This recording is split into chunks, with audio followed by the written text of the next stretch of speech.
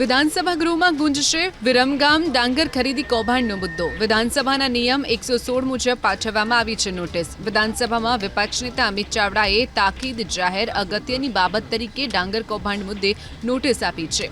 જો વિધાનસભા અધ્યક્ષ નોટિસ દાખલ કરશે તો ગૃહમાં ડાંગર કૌભાંડ મુદ્દે ચર્ચા થશે. કૃષિ મંત્રી રાઘવજી પટેલ ડાંગર કૌભાંડ મુદ્દે સરકારે લીધેલા પગલાં અને આગામી સમયમાં કેવા પગલાં ભરશે તે અંગે આપશે જવાબ. આજ ડાંગર કૌભાંડની તપાસનો રેલો નિગમના અધિકારી અને કર્મચારી સુધી પહોંચ્યો છે. પોલીસે ગુજરાત નાગરિક પુરવઠા નિગમને પત્ર લખી અધિકારી અને કર્મચારીઓને હાજર રહેવા જણાવ્યું છે. ડાંગરની ખરીદી સમયે જે અધિકારી અને કર્મચારીઓની જવાબદારી હતી તેમને નિવેદન માટે બોલાવાયા છે. આરોપીઓએ લગાવેલા આરોપોની ખરાઈ કરવા અને કેસની તપાસ માટે અધિકારીઓ અને કર્મચારીઓને નિવેદન માટે હાજર થવા પોલીસે પત્ર લખ્યો છે.